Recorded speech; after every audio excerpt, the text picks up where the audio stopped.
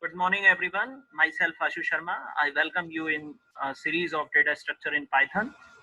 Today, we will see constructors in Python. So let us we have some points. The very first point is constructors are used to initialize instance members of a class. So whenever we talk about the instance member of a class, so definitely instance member of a class is something that we use at the time of object creation.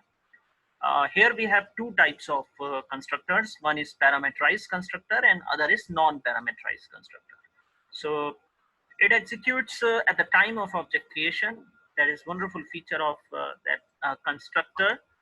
And this happens in each and every language. Whenever we have to deal with creation of an object in a class with respect to class, then definitely constructors work very well. Then int, that underscore int underscore, that method is work as a simulation method, and this is at the time of class is instantiated. Any number of argument can be passed that depends on the definition of underscore int underscore. So it depends on that how many parameters we are going to pass through that constructor. So that is very also important. And it is used to initialize the class attributes as well. So this is also good feature. Every class must have constructor, same as we have in Java also, that default constructor is always there, and that constructor name is depends on that class name. Whatever the class name, that should be a constructor name. So now we have this example. Here we have created a class employee. Then we have this simulation method, that init underscore init underscore. Def is a keyword for the definition part. We pass these three arguments through this: self, comma name, comma id. Here self is for the purpose of this in Java. So same purpose in here in Python. Now id is assigned to self.id and name is assigned to self.name.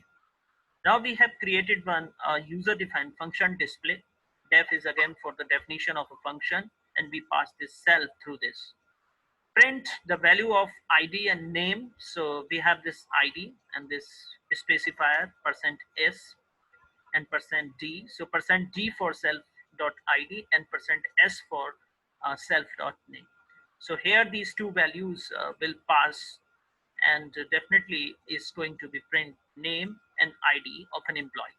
So here these two statements you can say is vital for that concept.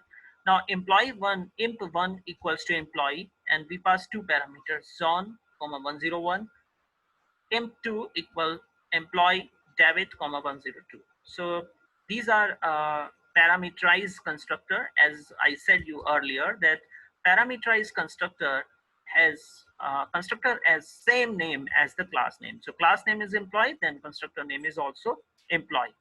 Here we pass John and 101, and this is imp1, and then David and 102, this is imp2. Now for accessing display method to print employee one information, we simply call the function display using this that instance variable imp1.display, and this function will be called with these values on and 101. Same thing with imp2.display, then this again this display function is called with value David comma 102. Same we can do for, suppose we have taken third employee detail, so M3 employee, and suppose we have this uh, Lords comma 103. So here we have this, and again to display employee third detail, we have to simply use this syntax and just put over here like this, and M3 dot display, and this is the employee information 3. Now control S, save this and try to run this program, shift enter. So here we have this invalid syntax is IPython. So we have this concept. If we remove this, okay, this concept is just dealing with that concept. Employee 1, employee 2, employee 3. So S, shift enter, and then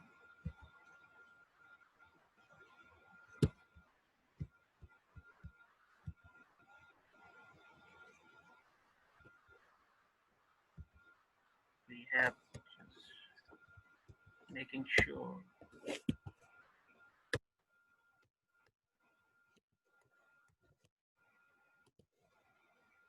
this is the result that we have.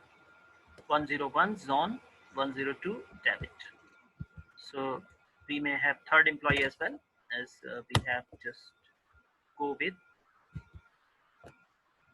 We have taken control C and control B,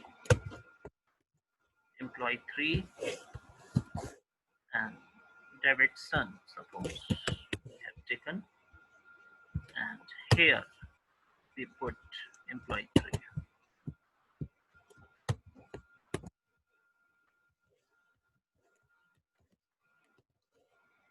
So this is the outcome. So this is the way that a constructor works in Python.